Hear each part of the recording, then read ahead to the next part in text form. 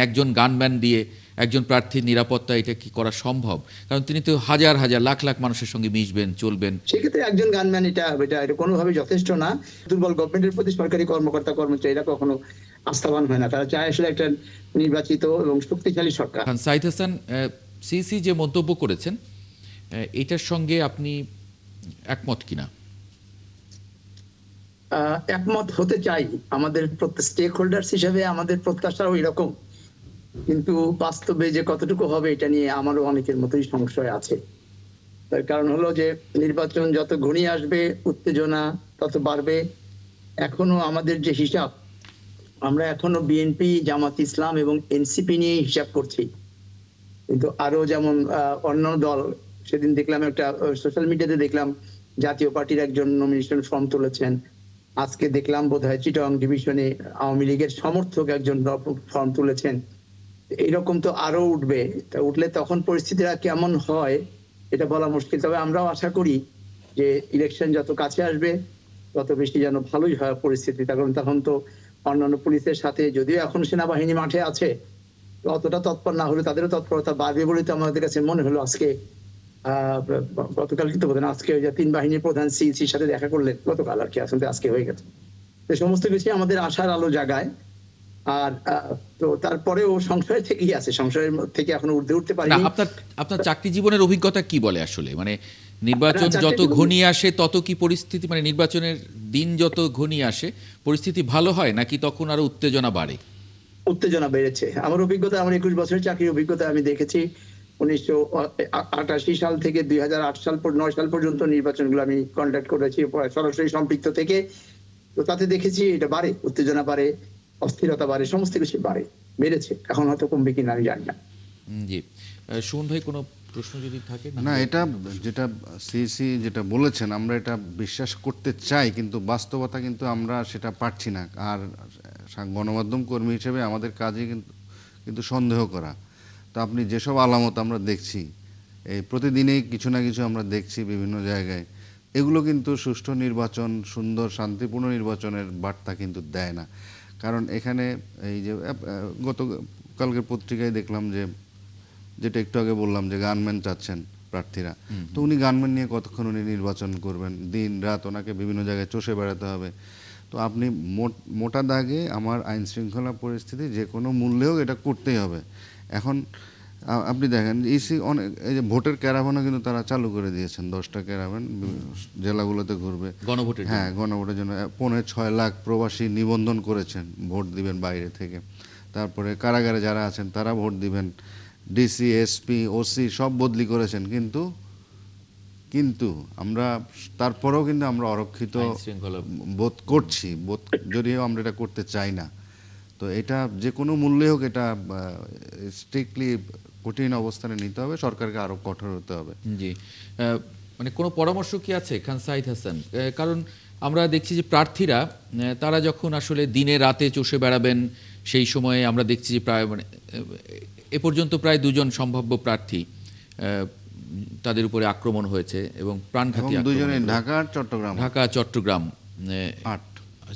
8 এবং ঢাকা 8 এবং চট্টগ্রামে একজন।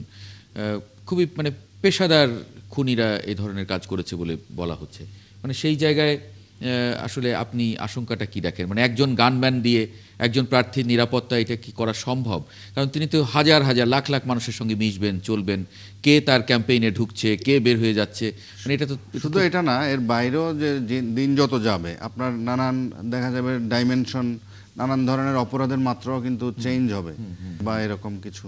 এর বাইরেও যে অন্য কিছু হবে না সেটারও তো কোনো নিশ্চয়তা আমরা দিতে পারি না। জি, খান সাঈদ হাসান।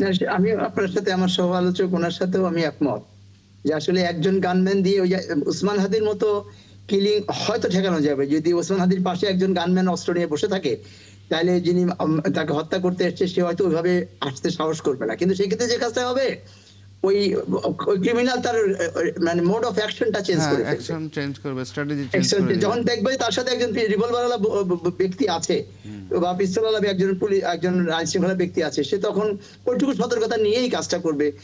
এটা কিন্তু এছাড়া আপনার যে বড় বড় যেটা আপনার এখন পাবলিক ডিল করতে হবে, তাদের সাথে পাবলিক ডিল করতে হবে, সেক্ষেত্রে একজন গানম্যান এটা কোনোভাবে যথেষ্ট না।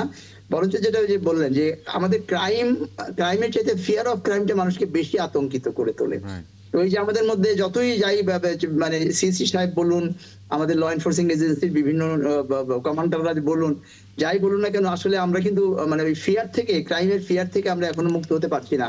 বিকজ প্রতিদিনই গত কয়েকদিনে আপনার তো ঢাকা চিটাগাং এর কথা বললেন, আমি তো বোধহয় গতকাল দেখলাম নাকি আজকেই খুলনাতে ওইরকম একটা ঘটনা ঘটেছে। জি, এই শুটিং ইনসিডেন্টস গুলো তো 5ই আগস্টের পরে বেশ কমে গিয়েছিল, কিন্তু হঠাৎ করে আবার বাড়ছে। এটা আমাদের জন্য একটু সতর্কবাণী বহন করে। আর যেটা আপনি বলেন আমার কোনো সাজেশন আছে কিনা, সাজেশন হলো যে এটা অবশ্য জেনারেল সাজেশন, যে যাকে আপনি যে দায়িত্বটা দিবেন সেই দায়িত্ব সে যথাভাবে পালন করলো কিনা তাকে অ্যাকাউন্টেবল করতে হবে। দয়া করে তার দায়িত্বের পরিধি ছোট করে দেন, কিন্তু তুমি যতটুকু এটা তোমাকে পালন করতে হবে, না পারলে you will be held responsible. এটা যদি এনশিওর করা যায়, যদিও হয়তো গভর্নমেন্ট পারবে না, বিকজ এই গভর্নমেন্ট তো সময়ও কম, আর তাছাড়া গভর্নমেন্টের প্রতি তো সরকারি কর্মকর্তারা অতটা আস্থাবান না। এখন এই ধরনের দুর্বল গভর্নমেন্টের প্রতি সরকারি কর্মকর্তা কর্মচারীরা কখনো আস্থাবান হয় না। তারা চায় আসলে একটা নির্বাচিত এবং শক্তিশালী সরকার। তো সেই ক্ষেত্রে এটা গভর্নমেন্ট পারবেন কিনা আবার তারপর চেষ্টা করতে পারেন, এটাই আমার পরামর্শ।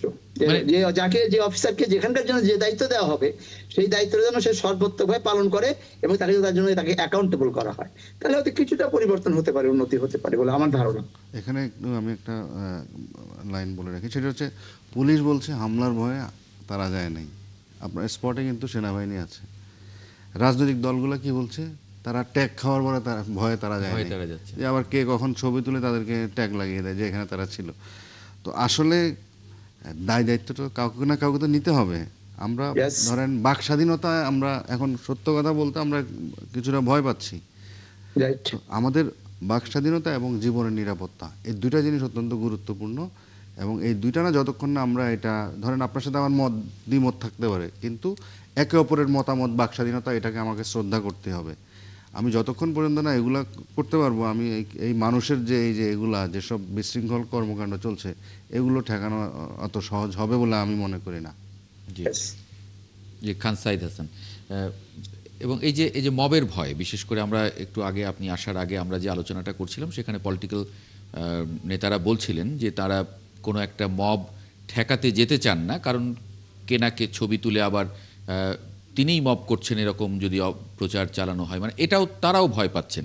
খুব স্বাভাবিক, তাদের যার যার ভয়, বা আমি একা সেখানে কাউকে রক্ষা করতে গেলে সেটাও এক ধরনের এখন দায়িত্ব নিতে যাচ্ছে, দায়িত্ব কেউ নিতে চাইছে না, অথচ একটা প্রাণ ঝরে যাচ্ছে, দায়িত্ব নিতে যাচ্ছে না কেউ। রাইট, এটাই খুবই অ্যালার্মিং, দায়িত্ব নিতে জানাতে হবে। আপনি যে একটা দলের নেতা হবেন, সেই দলের কর্মীরা যদি আবেগের বশবর্তী কিছু করতে চায়, আপনি সেটা যে ঠেকাতে পারতে সাহস পাচ্ছেন না, তাহলে আপনি দায়িত্ব ছেড়ে দেন। ঠিক একই কথা সরকারি কর্মকর্তা কর্মচারীদের জন্য প্রযোজ্য। ঠিক আছে, অফিসার ইনচার্জ বা রিটার্নিং অফিসার উনি বলছেন আমার জন্য অনেক দায়িত্বটা, এরিয়াটা বড় হয়ে যাচ্ছে, এরিয়া ছোট করে দেন। বাংলাদেশে তো সরকারি কর্মকর্তা কর্মচারীদের অভাব নাই সংখ্যায়, তাদেরকে ছোট করে দেন, থানার সাইজ ছোট করে দেন, এক থানাতে 3 জন অফিসারকে ভাগ করে দেন, একটা রিটার্নিং অফিসার জায়গায় সহকারী রিটার্নিং অফিসার জায়গায় একজনের জায়গায় 3 জনকে করে দেন, যাতে করে তারা সার্ভেলেন্স স্ট্রংলি রাখতে পারে। বাট তাকে রেসপন্সিবল করতে হবে এবং তার কাছ থেকে অ্যাকাউন্টেবল করতে হবে যে আপনি কেন পারলেন না জবাব দিবেন। আপনি ভয় যাবেন না, পুলিশ যাচ্ছে না, পুলিশ গেলে ওখানে আমার আক্রান্ত হতে পারে। আবার সেনাবাহিনীর কথা কি বললেন যে ওনারা যাচ্ছে না, ওখানে গেলে অন্য ইন্টারপ্রিটেশন হতে পারে। তাহলে দায়িত্বটা, তাহলে আপনাদের কাজই তো এইটা যে ওখানে একটা মব হবে, আপনারা যেটাকে ঠেকাবেন, আর আপনি নিজেরাই আক্রান্ত হওয়ার যদি না যান তাহলে কে যাবে ওখানে? এটাই হলো আমাদের স্টেক হোল্ডার বা আমাদের সাধারণ জনগণের জন্য যেটা বললেন যে ফিয়ার অফ ক্রাইম। হয়তো ক্রাইম হবে না, কিন্তু আমার ক্রাইম ভীতিটা আমাদেরকে একদম কুকড়ে ফেলছে, এবং এটা অনেক ক্রাইম ঘটনা, কমিশন অফ ক্রাইমের চাইতে ফিয়ার অফ ক্রাইম 1000 টাইমস বেশি ক্ষতি করে সমাজের জন্য। এটাই এখন চলতেছে। জি, অনেক ধন্যবাদ খান সাইদ হাসান।